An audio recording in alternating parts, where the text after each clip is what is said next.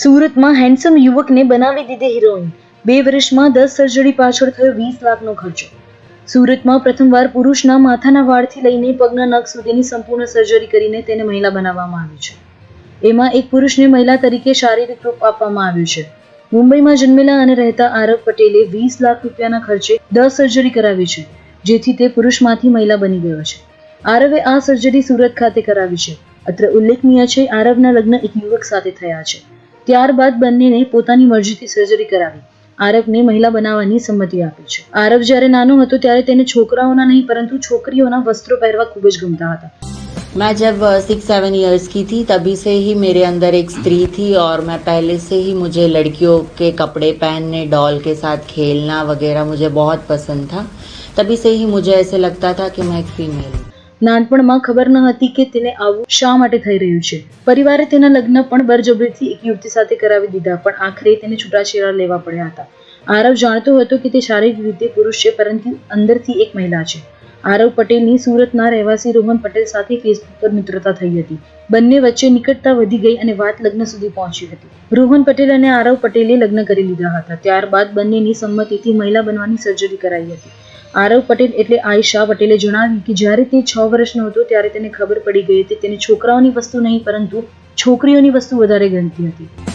रोहन से मैं 2017 में मिली थी एक फेसबुक की तरह से और मैं अभी उनके साथ मैं एक शादी करके रह रही हूँ और मेरी शादीशुदा लाइफ बहुत अच्छी चल रही है.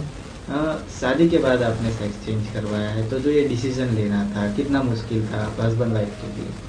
डिसीजन लेना बहुत ज़्यादा मुश्किल था, बट मेरे हस्बैंड ने मुझे वो प्रिपरेशन करके मेरा माइंड सेट करके और डॉक्टर की सम्मति लेकर अभी मैं खुश हूँ.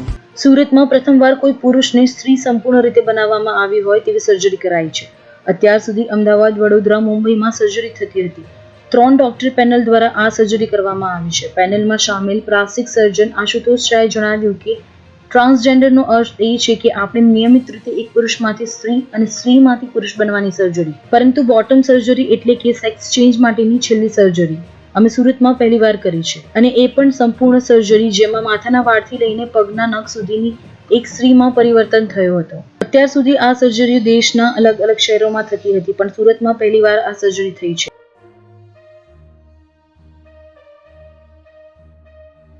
રિલેશન રાખવા હોય એ રાખી શકે.